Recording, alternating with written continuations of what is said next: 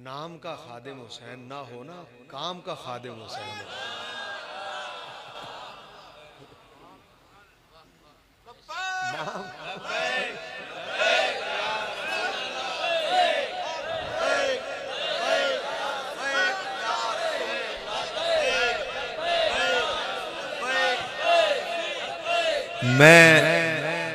मैं कहा करता हूं कि लब्बैक का नारा ऐसा लगे कि मेरे बाबा जी फरमाया करते थे, जमानों बाद कोई मेरी कब्र के ऊपर आकर खड़ा होकर ऊपर जमीन के कहेगा ना लब्बैक, तो मैं अंदर से जवाब दूंगा।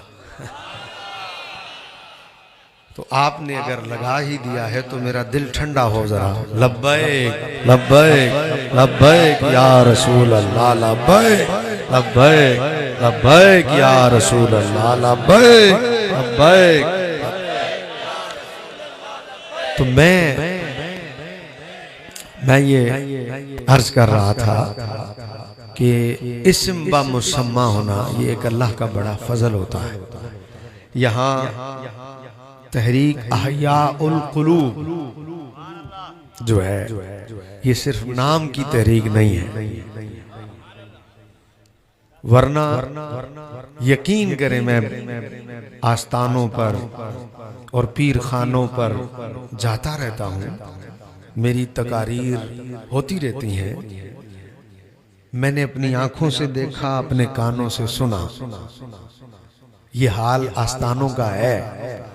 वहां हुजूर की तारीफ करो तो यूं बैठे रहते हैं, वहां सहाबा की तारीफ करो तो यूं बैठे, और वहां उन आस्थानों पर अगर अहले बैत की तारीफ करो तो यूं बैठे रहते हैं, सुम्मुम बुकमुन की तरह, बिल्कुल काम खत्म।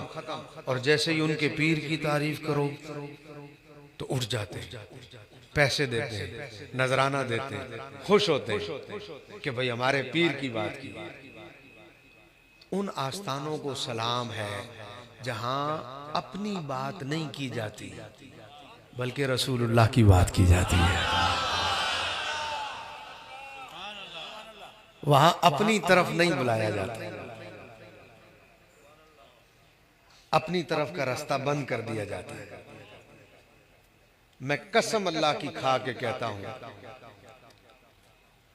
यहां उलमा स्टेज पर बैठे हैं, ये गवाही देंगे इस बात की। मैंने खुद अपनी आंखों से देखा और अपने कानों से सुना, लाखों के मजमे में भी कोई बंदा जब उठकर मजमे में से कह देता था कि रिजवी तेरे जानिसार, अभी लफ्ज इतना होता था कि रिजवी तेरे जानिसार, अभी नारे का जवाब नहीं आता था, आगे से लोग अभी बोल नहीं पाते थे कि रिजवी तेरे जानिसार, बेशुमार का लफ्ज अभी पब्लिक की जुबान पर नहीं आता था। मेरे बाबा जी फौरन जैसे ही कोई कहता था रिजवी तेरे जानिसार, बाबा जी कहते थे और नहीं हो नहीं, और बह जा, और नारे कुत्तियां दे नहीं होंदे, नारे मालकां दे होंदे ने। और जिन आस्थानों पर मालकों के नारे लगते हैं ना, मैं साहबजादा साहब आपकी इस बात से बड़ा मुतासिर हुआ हूं। जिन आस्थानों पर मालकों के नारे लगते हैं ना, वहां तादाद नहीं देखी जाती, वहां तादाद नहीं देखी जाती। क्यों? मैं एक आपकी खिदमत में अर्ज कर दूं, मसला आपको समझ में आया होगा। हर दफा मिकदार ना देखा करो, कभी मयार भी देखा करो। हो गई आपकी तस्वीर? हर दफा मिकदार ना देखा करो, कभी मयार भी देखा करो। ये कभी मैंने आपके लिए कहा है, वरना मैं तो हर दफा मयार ही देखता हूं। ये आपके हौसले की वजह से मैंने कभी कह दिया, वरना हकीकत ये है मिकदार देखकर फैसला नहीं करते, मयार देखकर फैसला करते हैं। अब मैं आपको समझाता हूं, ये बात आपके दिल में उतरे, मैं आपको समझाता हूं। देखो आप लोग गांव देहात से भी आए हो और यहाँ भी अंदरून सिंध का इलाका है, भैंस तो पाली होगी किसी ने, भैंस पाली हुई है किसी ने? किस किस ने पाली हुई है? अच्छा, सबके पास है, माशाअल्लाह। एक आध अल्लाह मुरीद हमें भी ऐसा दे, हुजूर भैंस वाला। असली दूध तो मिलेगा। साईं, मैंने अपने दूध वाले से कहा कि तुम एक मेहरबानी करना। उसने कहा जी दूध महंगा हो गया है, 180 रुपए का है हमारे यहाँ लाहौर में। तो उसने कहा साईं दूध महंगा हो गया है। मैंने कहा कितना? वो कहने लगा 20 रुपए महंगा हो गया है, तो अब आपको 200 का मिलेगा। मैंने कहा बात सुनो, तुम 200 का ही दे दो, हमें कोई डर नहीं है, लेकिन जब इससे भी ज्यादा महंगा हो जाए तो मेहरबानी करना पानी ही डालना, पाउडर ना डालना। यानी अगर तुम्हारी नीयत में कोई खराबी आ भी जाए तो पाउडर न डालना, मिलावट करनी हो तो पानी ही डालना, कम से कम पानी होगा, क्योंकि सुना पाउडर वाला भी होता है। तो आपने भैंस पाली हुई है, कईयों नहीं। अब मैं आपसे पूछता हूँ, आप मुझे जवाब दें कि जो भैंस आपने पाली हुई है, चंगी तगड़ी भैंस हो तो दूध कितना दे देगी सुबह?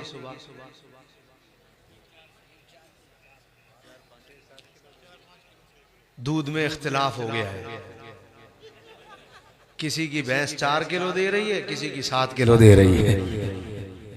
तो चलो मैं 4 और 7 के दरमियान ले आता हूं, 6 किलो, ठीक है। चंगी तगड़ी भैंस हो तो सुबह भी कितना देगी दूध, और शाम में भी कितना देगी, और 2 ही टाइम देती है साईं, 6 किलो दूध। तो 6 और 6 कितना हो गया? 12। हिसाब बड़ा तेज है आप लोगों का माशाअल्लाह। 12 किलो दूध। अब 12 किलो दूध देगी भैंस, तो पूरे दिन में जो गोबर करेगी वो भैंस, वो कितने किलो होगा?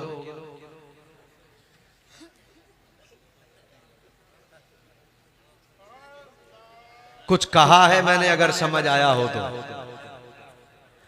पूरे दिन में भैंस जो दूध देगी वो देगी 12 किलो, लेकिन उसका गोबर देखो तो गोबर कर जाएगी वो 20-25 किलो। एक वक्त में ही 2-3 किलो कर जाती है। समझ में आई? और अगर भैंस हो हिंदुओं की, उनकी तो मां है, तो फिर तो वो 40 किलो भी कर जाए, क्योंकि उन्होंने दूध तो पीना नहीं है, उन्होंने तो गोबर ही खाना है, तो वो तो गोबर ज्यादा लेंगे। अब आपके पल्ले बात पड़ जाएगी और आप मेरी बात को समझ जाएंगे। आस्ताना आलिया फैजपुर शरीफ में आने वालों, गोबर 25 किलो 30 किलो है, दूध 12 किलो है। तो अगर फैसला मिकदार पर करना है,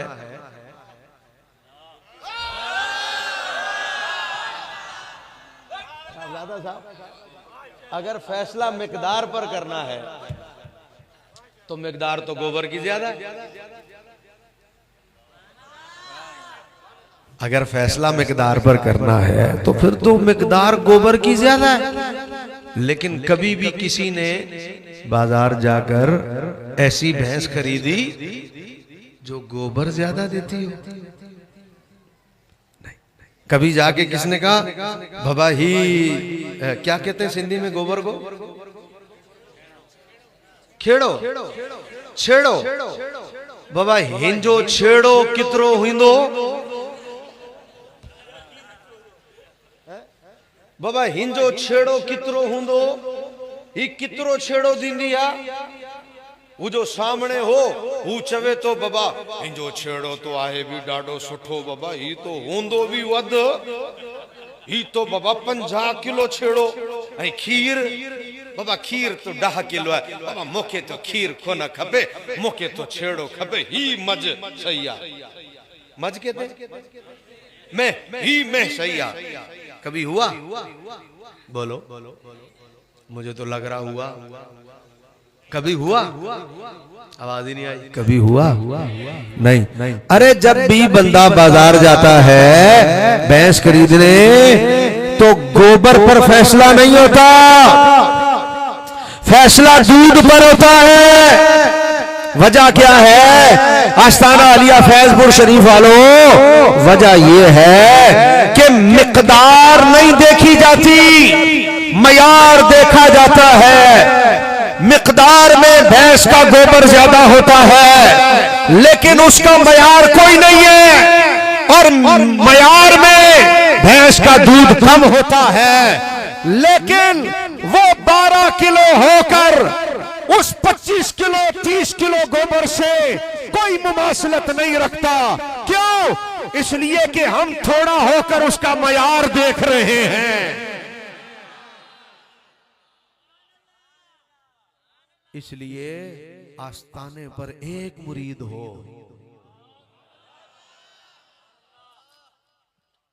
एक मुरीद हो, एक मुरीद हो, लेकिन वो एक नमाजी हो। मैं कसम खा के कहता हूं, हजारों लाखों के मजमे का इनकार करने वाला नहीं हूं। इन्हें ये नहीं कह रहा उर्स पर मजमा ना हो, ये भी नहीं कह रहा लोगों की तादाद को जमा करने के जराए इख्तियार न करो, ये भी नहीं कह रहा कभी कभी तादाद दिखाने के लिए जरूरी होती है, वो करनी पड़ती है, लेकिन बड़ी तादाद पर नाज करने के बजाय ये बात हकीकत है कि आस्तानों का हाल ये हो, हजारों लाखों का मजमा न हो, आने वाला एक मुरीद आए, सिर्फ एक मुरीद आए, लेकिन वो आने वाला उर्स पर आए तो वो नमाजी हो, तो वो लाखों के बेनमाजियों के मजमे से वो एक मुरीद जो है वो ऐसा है कि वो पीर की आंखों का तारा है और वो पीर की के माथे का झूमर है। कल खुदा जब पीर से पूछेगा, ऐ बता मेरे वली मेरे बंदे मेरी बारगाह में तू क्या लेकर आया है, तो वो पीर भी फख्र से कहेगा, या अल्लाह मैं अपना ये मुरीद तेरी बारगाह में लेकर आया हूं। नारे तकबीर, नारे तकबीर, बुलंद आवाज से नारे तकबीर, नारे रिसालत, बैयत फतेह खड़ी करे, नारे रिसालत, नारे रिसालत। एक दफा मैं भी लगा देता हूं नारा ताकि आप जवाब दे दें। नारे तकबीर। हमारे बुजुर्ग कहते हैं हाथ उठे तो आवाज भी उठती है, हाथ नीचे रहे तो आवाज भी नीचे रहती है। आपका जरा हाथ उठ जाए, नारे तकबीर। सवाब ज्यादा नहीं मिलता हाथ उठाने से, कि कोई कहे हाथ उठा के बोलो तो ज्यादा सवाब हाथ उठाने से मिलेगा। और मैं ये भी नहीं कहूंगा उन नाथखानों की तरह जेड़ा जेड़ा हलाली पुत्र हाथ चाहे अन्नी दिया साड़ी महफिल च हरामी आंदे ही नहीं, सारे हलाली होंदे ने। ये चंगा काम लगा साईं, लाहौर का तो मिजाज ही बदल गया है। मौला अली का जिक्र करते हुए कहते हैं हुणे पता लग जाता है, हुणे पता लग जाता केड़ा केड़ा हलाली है ते केड़ा केड़ा हरामी है। मैं अली दा नाम लैन लगा, हथ चाह के बोलो जेड़ा जेड़ा हलाली हथ चाहेगा। मेरा दिल करदा मैं इंज दे नाथ खां दा गिरबान फड़ा ते ओनू खिच के मैं स्टेज तो लाऊं। ऐसे नकीब जो आके कहते ना मैं मौला अली का नाम लेने लगा हूं, जरा पता लगे केड़ा केड़ा हलाली है, मेरा दिल करता मैं इसका गिरबान पकड़ूं, उसे खींच के नीचे उतार। जो मौला अली का नाम लेते हुए कहते हैं अभी पता, मैं क्या बेगैर तो जलीलो कमीनो शर्म करो। अहले सुन्नत के स्टेज पे आके कहते हो कि देखता हूं कौन कौन हलाली है। हुजूर की इस महफिल में हरामियों का काम ही नहीं, सुन्नियों की महफिल में सब हलाली बैठे होते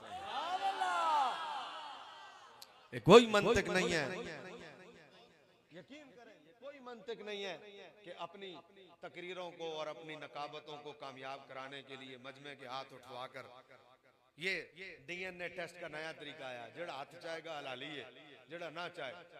और हाफिज साबिर साहब स्टेज पर लाखों, स्टेज पर अनगिनत उलमा बैठे होते हैं और नकीब और नाथवा कहते हैं जेड़ा जेड़ा हाथ चाहेगा हलाली है। मैं देखता हूँ सारे उलमा हाथ नहीं उठाते, क्योंकि अब उलमा का काम तो नहीं है। अब उस नकीब से पूछो, अब बता दो फैसला क्या करेगा। अब मुझे आप बताओ, जिसने ये कहा जेड़ा जेड़ा हाथ चाहे, तो अब उसी में अच्छा वो बुलाने वाला भी कभी कभी खुद भी आलिम होता है, वो भी हंस रहा होता है।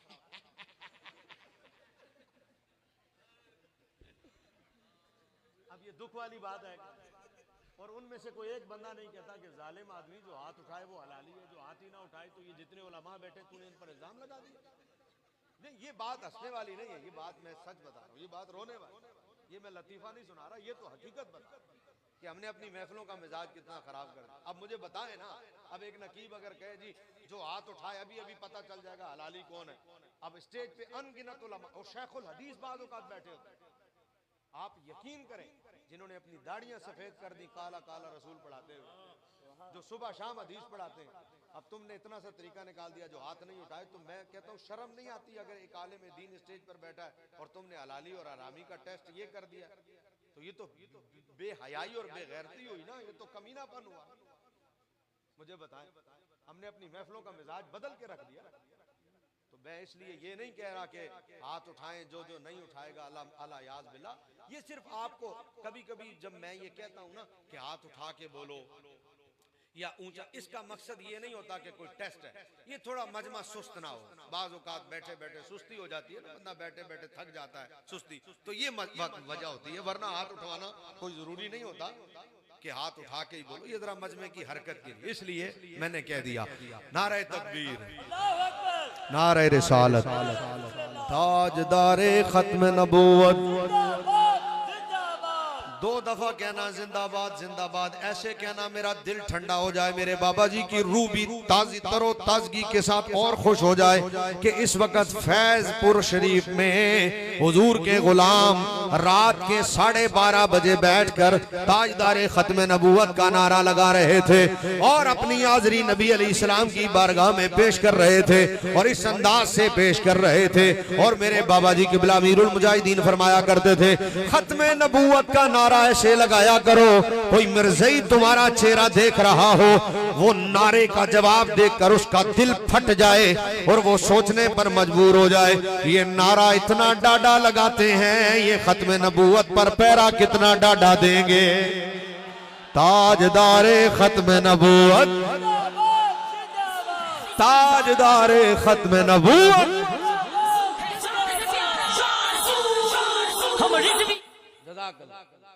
समझ में आ रही है भाई? जिनको आई है उनकी आवाज भी आई है। थोड़ा सा वो वाला कोना जो है ना, वो सोच रहा है कि कहना है कि नहीं कहना, थोड़ी सी और आवाज आ जाए इस वाले कोने से। ये जो कोना है अब सारा मजमा कह देगा सुभान अल्लाह। इसलिए एक मुरीद हो, एक मुरीद, लेकिन हो नमाजी। और आस्थाने पर चंद लोग आए, लेकिन आए कुछ सीख के जाएं। मैंने पीर खानों पर देखा, उर्स में लोग आते हैं पीर खानों पर, उधर नमाज हो रही होती है, इधर कमरों में बैठ के गप्पे मार रहे होते हैं। तो अगर तुमने अल्लाह के वली के उर्स पर आकर भी नमाज नहीं पढ़नी, तो फिर खुदा के बंदो इतनी दूर से सफर करके आने का फायदा क्या? गर कुफरज काबा बरखेजत उजा मानद मुसलमानी। समझ में आ रही? तो अगर आस्थाने पर आकर भी पीर खाने पर आकर नमाज नहीं पढ़नी, तो फिर नमाज किधर पढ़नी है? और पीर का मकसद भी सिर्फ ये हो कि बस मजमा बड़ा होना चाहिए, लोग ज्यादा हो, ये नहीं कि सीखा क्या क्या, तो फिर लाजिमी बात है मुरीद को भी इससे ताल्लुक नहीं होगा है। और हकीकत हाल क्या है? चूंकि मैं नक्शबंदी हूँ, और मैं अगला जुमला भी अगर इजाजत हो तो कह दूं, नक्शबंदी हूँ, नक्शबंदियों में बैठा हूँ। और बंदा नक्शबंदी हो और नक्शबंदियों में हो, और मैं इससे बड़ा एक जुमला कहने लगा हूं जिसे समझ में आएगा उस पर सुभान अल्लाह कहना उधार है, और उधार देना पड़ता है। नकद बड़े शौक से उधार अगले चौक से लिखा होता ना, तो हमारा चौक यही है, यही उधार चुकाने लगा हूं। नक्शबंदी हूं, नक्शबंदियों में बैठा हूं, और नक्शबंदियों के पीरे अव्वल अबू बकर सिद्दीक की बात करने लगा हूं। उसकी वजह क्या है? वैसे भी हजरत अबू बकर सिद्दीक रज़ी अल्लाह ताला अन्हु की बात करने से बाज नहीं आता हूँ, लाजमी करता हूँ, क्योंकि फितनों का दौर है और यहाँ लोगों को अब घोल कर पिलाना पड़ता है और बताना पड़ता है कि अल्लाह के बंदे, मौला अली हमारे सर के ताज हैं और जहां मौला अली के कदम है वहां हमारा, अगर हमारी रूह निकल जाए तो हमारे लिए सादत है कि यहाँ मौला अली के कदम लगे, हम वहां कुर्बान हो जाए, ये हमारे लिए सादत है। और मौला अली की सारी शाने सुभान अल्लाह और बरहक है। और मौला अली से मुनाफिक कभी प्यार नहीं कर सकता, मुनाफिक के दिल में मौला अली पाक की मोहब्बत कभी नहीं आ सकती, मुनाफिक मौला अली से कभी राजी नहीं हो सकता। ये सब बातें हक है। मन कुंत मौला फहादा अली मौला, बिल्कुल बरहक है। और ये हदीस हमारे सरों का ताज है। मौला अली से नफरत रखने वाले पर हम लानत भेजते हैं, उस पर थूकना भी पसंद नहीं करते। इन सारी बातों को हक जानते समझते हैं, अहले सुन्नत का अकीदा यही है। लेकिन अपने अकीदे की वजाहत के लिए हर शाने मौला अली के साथ अपने सुन्नी को यह जरूर बताते हैं कि अफदलुल खल्क बादल अंबिया बित्तहकीक, जिस हस्ती को आज तक जाना और माना और पहचाना गया है, और खुद मौला अली ने भी जिसको अफदलुल खल्क बादल अंबिया माना है, वो नाम किसी और का नहीं है, वो नाम है तो फकत अबू बकर का है, अबू बकर का है, अबू बकर का है। नारे रिसालत, नारे रिसालत, नारे रिसालत, नारे रिसालत।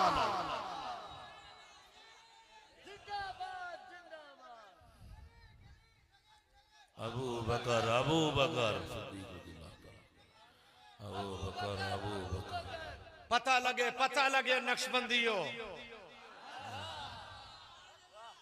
पीरे अव्वल हैं नक्शबंदियों के, पीरे अव्वल नक्शबंदियों के पहले पीर का नाम अबू बकर। हाय अल्लाह। और मैं नक्शबंदियों के पीरे अव्वल का जिक्र करने लगा हूं। गली गली नगर नगर अबू बकर, अबू बकर। ये अकीदा लेके जाओ, नबियों के बाद अफदलुल खल्क बादल अंबिया जो हस्ती है वो कौन है? हजरत सिद्दीक रज़ी अल्लाह तआला। हमारा ऐसे बंदे से कोई वास्ता नहीं है। दमादम मस्कल अंदर अली दा पहला नंबर। मैंने कहा तेरे अपने नंबर तो है नहीं, जिसके अपने नंबर नहीं है वो मौला अली पाक को नंबर देने चला। वाह वाह वाह वाह वाह, छाननी भी कूजे नू आखिया सी दो मोरिया। अगर किसी को समझ आए, जिसका अपना कुछ नहीं है वो मौला पाक को नंबर देने चला है। तू नंबर देगा मौला पाक को? और हम जो कहते ना दमादम मस्कल अंदर अबू बकर दा पहला नंबर, तो हम नहीं कहते। ये नंबर हम कौन होते देने वाले? और ये नंबर तो खुद रसूलुल्लाह ने अता किया। सुनो नक्शबंदियों के पीरे अव्वल की बात। पीर मुरीद एक हो आस्थाने पर, लेकिन नमाजी एक हो, लेकिन नमाजी ज्यादा मजमे की जरूरत है। अब सुनो, मेरे मुर्शिद गिरामी हाफिज साहब जानते हैं मेरे हजरत को, हुजूर वाली सालिकाबाद शरीफ के सजादा नशीन, दरबार आजमिया रहीमिया सालिकाबाद शरीफ, जिला अटक, मेरे मुर्शिद गिरामी।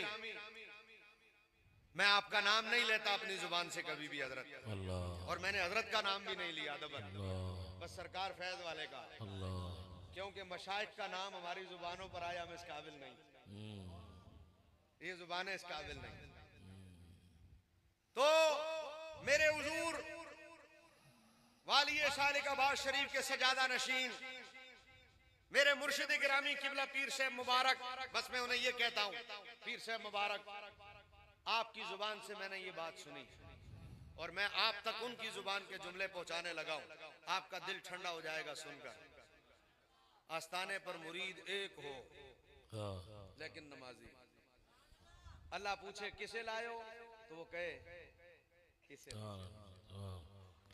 मेरे हुजूर फरमाते हैं हशर का दिन होगा, कयामत कायम होगी। आपने कहा था वो पढ़ देना, बीच में इनकी बात आ गई, इनका इखलास था, मेरा मौजू वो नहीं है, इन्होंने कहा था पढ़ देना, तो इनकी बात बीच में आ गई, आपकी बात बीच में आ गई, तो मैं पढ़ दूंगा इसको, इस ज़मन में ही पढ़ दूंगा। यहाँ पर ये स्पेशल आए मेरे पास, कान से मोबाइल मेरे लगा के, इन्होंने कहा साईं ये लाजमी पढ़नी है, तो मैं पढ़ दूंगा। है हशर का दिन होगा और बरेली का ताजदार, हाँ, वाह वाह वाह वाह, सुभान अल्लाह। इश्क मोहब्बत, इश्क मोहब्बत, आला हजरत, आला हजरत, इश्क मोहब्बत, इश्क मोहब्बत। अगर आप थक गए हैं तो मैं तकरीर छोड़ दूं। ना सही, ये सारे चुस्त हो मैं गए। थके हुए मजमे से गुफ्तगू नहीं करता, नींदें उड़ गई हैं किबला, चुस्त हो गए। मैं थके हुए मजमे से गुफ्तगू नहीं करता। सुभान अल्लाह, सुभान मेरे टाइम में अभी पूरे 20 मिनट बाकी हैं। अल्लाह अल्लाह। मैं अपने वक्त पे तकरीर शुरू करता हूँ, अपने वक्त पे खत्म करता हूँ। मेरे वक्त में अभी 20 मिनट बाकी हैं, आप चाहें तो मैं 20 मिनट पहले खत्म कर दूं। अल्लाह अल्लाह। साहबजादा साहब आपको थोड़ा रुकना पड़ेगा, मैं जरा इनसे गुफ्तगू, आपकी वजह से इन्हें फायदा हो रहा है।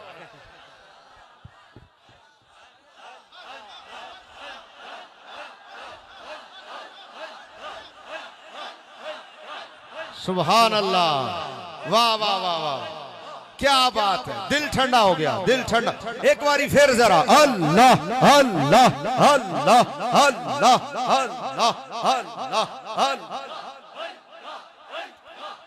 जल्ला जलालुहु व जल्ला शानुहु व जल्ला जिक्रुहु। फिर कह दो सुभान अल्लाह। सुनो, इन्होंने कहा पढ़ देना, मैं पढ़ने लगा। हशर का दिन, बरेली का ताजदार कहता है, आला हज़रत फरमाते पेश हक मुजदा शफात का सुनाते जाएंगे। सुन्नियों का इमाम, किसका इमाम? सुन्नियों का इमाम, सुभान अल्लाह।